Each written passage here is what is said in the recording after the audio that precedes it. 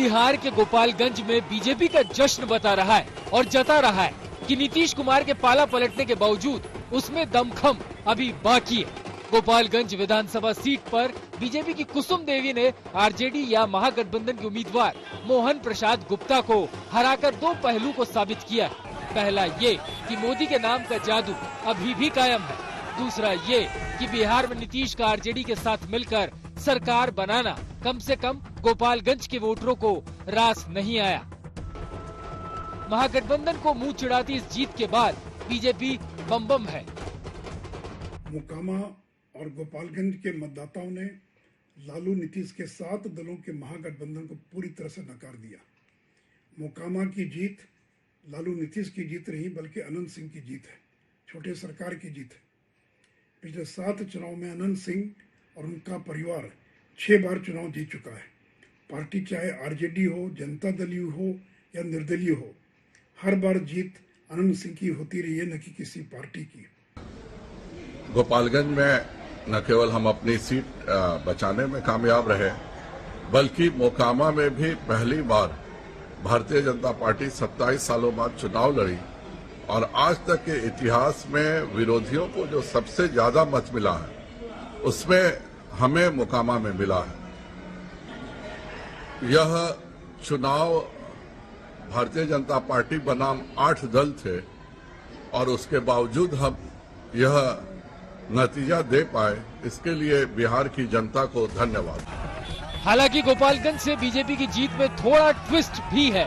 कैसे, हम आपको समझाते हैं। दरअसल बीजेपी की कुसुम देवी को कुल 70,053 वोट मिले, जबकि आरजेडी के मोहन प्रसाद गुप्ता को 68,259 वोट मिले, यानी जीत का अंतर 1,794 वोटों का है।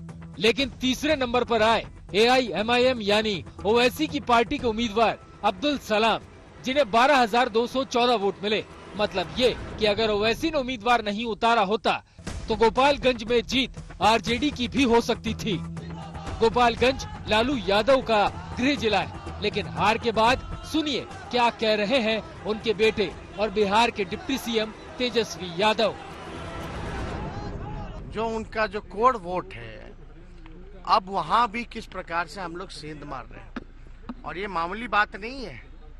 और आप देखिएगा आने वाले समय में जिस प्रकार से 40,000 का डिफरेंस मात्र 2 सालों में हम लोगों ने कम किया और अभी 24 है, तो समझिए कि अगला बार केवल विधानसभा गोपालगंज का 20,000 से हम लोग लीड करके दिखाएंगे।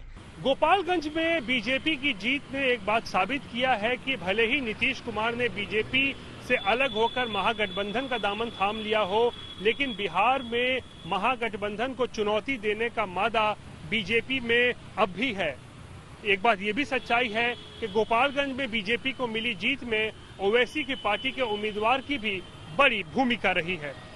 अब बात करते हैं बिहार की दूसरी सीट मोकामा की, जहां से जीत तो आरजेडी को मिली है, लेकिन हार का अंतर पिछली बार से बेहद कम रहा। आरजेडी की नीलम देवी को 79,744 वोट मिले, जबकि बीजेपी की सोनम देवी को 63,003 मत हासिल हुए। जीत और हार का अंतर रहा 16,741 वोटों का, जबकि 2020 के चुनाव में ये फर्क करीब 35,000 वोटों का था। यानी मोकामा में भी लोगों ने अब की बार बीजेपी को पिछली बार के मुकाबले ज्यादा वोट दिए।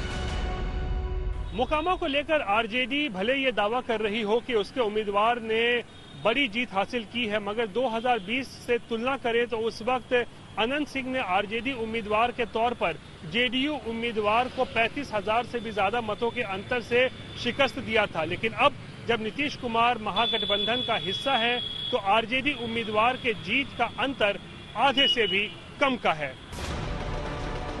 सिर्फ बिहार ही नहीं बल्कि दूसरी सीटों पर भी बीजेपी का प्रदर्शन अच्छा रहा। बिहार में एक सीट के अलावा यूपी की गोला गोकर्णनाथ, हरियाणा की आदमपुर सीट पर भी कमल खिला, ओडिशा की धामपुर सीट पर भी दबदबा जमाया। नतीजा बता रहा है कि 2024 लोकसभा चुनाव से पहले ये बीजेपी के लिए एक टॉनिक है, जो विपक्ष के लिए फिर से मंथन का विषय बन गया है। मोकामा से रोहित सिंह के साथ आज तक ब्यूरो।